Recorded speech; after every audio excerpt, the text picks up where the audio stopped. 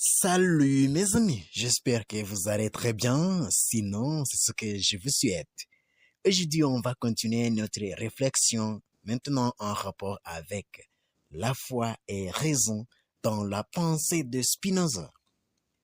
Au XVIIe siècle, époque de bouleversement intellectuel et religieux, Baruch Spinoza, de 1632 à 1677, s'impose comme une figure majeure du rationalisme moderne.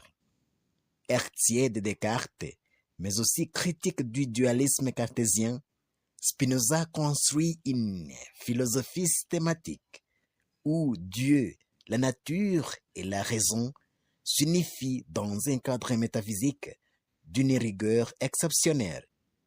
Dans ses œuvres principales, l'éthique démontrée selon l'ordre géométrique, publié à titre posthume en 1677, et le traité théologico-politique de 1670. Il aborde avec audace la relation complexe entre foi et raison, deux domaines traditionnellement en tension dans la philosophie et la théologie occidentale. Pour Spinoza, la foi appartient au domaine de la morale et de la piété, tandis que la raison est instrument de la connaissance et de la liberté. Ces deux ordres de réalité ne doivent pas être confondus. La foi vise l'obéissance et la vertu. La raison vise la vérité. Mais leur distinction ne signifie pas nécessairement opposition. Dans un contexte où la religion dominait encore le camp de politique intellectuelle, Spinoza propose une articulation inédite entre foi et raison, visant à garantir la liberté des philosophes tout en maintenant la paix civile. Puisque parfois, les gens vont penser qu'il faut toujours avoir de la foi pour faire toutes choses, qu'il faut croire en Dieu, qu'on n'a pas besoin de faire aussi d'utiliser la raison pour pouvoir avancer, puisque la raison nous aide à résoudre pas mal de choses. Est-ce que c'est la foi qui doit dominer sur la raison, ou bien la raison doit aussi dominer sur la foi? Et la question centrale de cette réflexion, c'est comment Spinoza conçoit-il la relation entre foi et raison? Et en quoi cette distinction fonde-t-elle sa philosophie de la liberté? Et bien sûr, pour pouvoir y répondre, nous montrerons d'abord que Spinoza érige la raison comme seule voie d'accès à la vérité.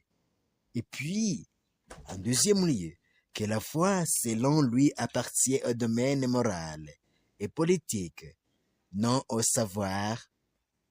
Ensuite, nous allons voir comment est-ce que la foi vaut de la peine, mais aussi sans oublier comment la raison vaut de la peine aussi. Enfin, nous verrons que foi et raison, loin de se contredire, se complètent pour garantir la liberté et la paix sociale. Voyons maintenant en premier lieu la raison comme voie souveraine vers la vérité. La raison, expression de la nature divine. Chez Spinoza, la raison n'est pas seulement une faculté humaine, elle est l'expression même de la nature divine. Dans l'éthique, il identifie Dieu à la nature elle-même, Deus sive natura, et affirme que tout ce qui existe découle nécessairement de cette substance unique. Tout ce qui est en Dieu, et rien ne peut être ni être conçu sans Dieu. La raison permet à l'homme de comprendre les lois nécessaires, qui sont nécessaires bien sûr, de cette nature infinie. Connaître rationnellement le monde, c'est donc connaître Dieu lui-même, non comme une personne transcendante, mais comme la structure rationnelle de l'être. Spinoza il affirme que l'ordre et la connexion des idées sont les mêmes que l'ordre et la connexion des choses. Fin de citation. Cette équivalence fonde le rationalisme spinoziste. Le réel est l'intelligible, car il est produit selon un ordre rationnel que l'esprit humain peut, au moins en partie, saisir. La vérité n'est pas révélée, elle est démontrée. En deuxième lieu, la critique spinoziste de la superstition et du pouvoir religieux. Dans les traités théologico-politiques, Spinoza s'attaque frontalement à l'emprise de la théologie sur la raison. Il y dénonce la superstition comme le résultat de la peur et de l'ignorance.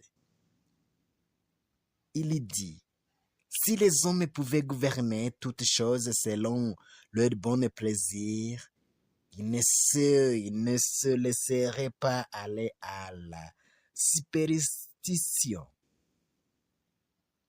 Les hommes, impuissants face aux événements qu'ils ne comprenaient pas, imaginent des causes surnaturelles et prêtent à Dieu des intentions humaines.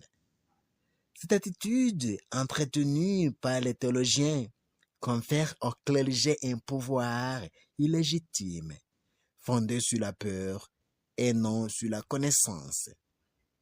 Contre cela, Spinoza affirme la souveraineté de la raison. Elle seule permet de connaître les causes véritables, de se libérer des passions et d'atteindre la béatitude rationnelle. Il affirme, la béatitude n'est pas la récompense de la vertu, mais la vertu elle-même. Ainsi, pour Spinoza, la raison est non seulement instrument de vérité, mais aussi source de liberté morale. La foi, non savoir, mais obéissance morale. La foi comme vertu pratique, contrairement à la raison. La foi n'a pas pour but de la connaissance du vrai. Spinoza l'a défini dans le traité théologico-politique comme une attitude d'obéissance morale fondée sur la confiance en Dieu. Il dit, la foi n'exige pas la connaissance, mais l'obéissance. Fin de citation. La foi authentique ne consiste donc pas à croire des dogmes métaphysiques, mais à pratiquer la justice et la charité. Un homme peut être pieux sans être philosophe, pourvu qu'il aime son prochain et obéisse à Dieu en agissant avec équité. Ainsi, la foi n'est pas une connaissance de la nature divine, mais une disposition morale. Elle révèle du cœur plus que de l'intellect. Spinoza oppose ici la foi universelle, accessible à tous les hommes, à la spéculation philosophique, réservée à une élite de penseurs capables d'en suivre les démonstrations rationnelles. Regardons maintenant à propos de l'interprétation rationnelle des Écritures. Pour préserver la foi de toute confusion avec la philosophie, Spinoza entreprend dans son traité une lecture critique et historique de la Bible. Il affirme que l'Écriture n'enseigne pas la science mais la piété. L'Écriture n'enseigne que l'obéissance, non les choses naturelles. Les récits bibliques, selon lui, utilisent un langage imagé et moral, adapté à l'intelligence populaire. Le but est d'encourager la justice et la charité, non de décrire la nature. Les prophètes ne sont pas des savants, mais des hommes inspiré moralement. Spinoza distingue alors deux types de vérités. Il y a d'abord la vérité rationnelle, fondée sur la démonstration et la nécessité. En deuxième lieu, il y a la vérité théologique, fondée sur la foi et l'obéissance morale. Ces deux ordres de vérité sont incommensurables. Les confondre conduit au fanatisme et à la tyrannie intellectuelle. Ainsi, en délimitant clairement le domaine de la foi, Spinoza défend la liberté des pensées sans compromettre la religion. En troisième lieu, il y a la complémentarité entre foi et raison, fondement de la liberté et de la paix. La foi comme instrument de cohésion sociale. La foi, selon Spinoza, a une fonction politique. Elle enseigne la piété, la charité et l'obéissance aux lois, assurant ainsi la paix civile. La fin de la révélation n'est autre que l'obéissance et la charité. L'État, pour maintenir la concorde, peut tolérer la religion à condition qu'elle ne prétende pas régenter la raison. Spinoza rejoint ici la perspective d'un État laïque avant la lettre, où la foi relève du domaine privé et moral et la raison du domaine public et scientifique. La raison, condition de la liberté. Inversement, la raison est ce qui libère l'homme de la tutelle religieuse. Dans l'éthique, Spinoza montre que la liberté véritable ne consiste pas à agir selon un libre arbitre illusoire, mais à agir selon la connaissance des causes. L'homme libre ne pense à rien moins qu'à la mort. Et sa sagesse est une méditation non de la mort, mais de la vie. La raison nous conduit à comprendre que notre salut ne dépend pas d'une volonté divine arbitraire, mais de notre compréhension du réel, en connaissant Dieu rationnellement. L'homme s'élève à la béatitude, état de joie active fondé sur la connaissance intuitive du tout. L'union de la foi et de la raison dans la liberté. Spinoza ne cherche pas à abolir la foi, mais à la purifier. La foi sans raison conduit à la superstition. La raison sans foi peut devenir orgueilleuse et déshumanisée. La coexistence équilibrée permet à la foi la liberté de penser et la paix sociale. Il dit qu'il est impossible que la liberté de philosopher soit contraire à la piété.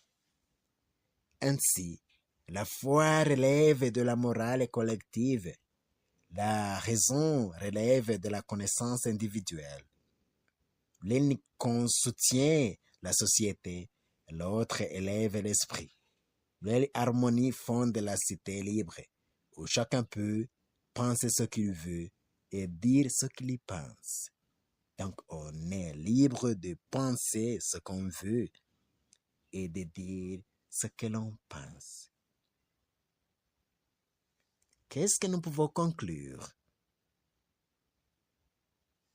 La distinction spinoziste entre foi et raison marque une rupture décisive dans l'histoire de la pensée occidentale, là où la tradition médiévale d'Augustin à Thomas d'Aquin cherchait à harmoniser la foi et la raison dans un cadre théologique. Spinoza les sépare pour mieux les réconcilier dans un cadre laïque et rationnel. La raison, en dévoilant les lois nécessaires de la nature, conduit l'homme à la liberté, à la béatitude. La foi, en inculquant la justice et la charité, conduit à la paix civile. et à la vérité. Loin d'être opposées, elles représentent deux voies complémentaires vers la perfection humaine. En ce sens, Spinoza peut être considéré comme l'un des premiers penseurs modernes à avoir opposé les bases d'une religion rationnelle, fondée non sur la croyance mais sur l'éthique, non sur la peur mais sur la connaissance. Il dit que celui qui aime Dieu ne peut s'efforcer que d'aimer les hommes. Merci de m'avoir suivi et si vous avez autre commentaire à faire, c'est le mieux de les faire. Et n'oubliez pas surtout de vous abonner et de partager avec les autres ce que vous avez trouvé ici. Merci et à nous revoir pour l'autre vidéo. Avez-vous des propositions à nous donner pour des autres sujets? Ces propositions seraient des bienvenues. Merci.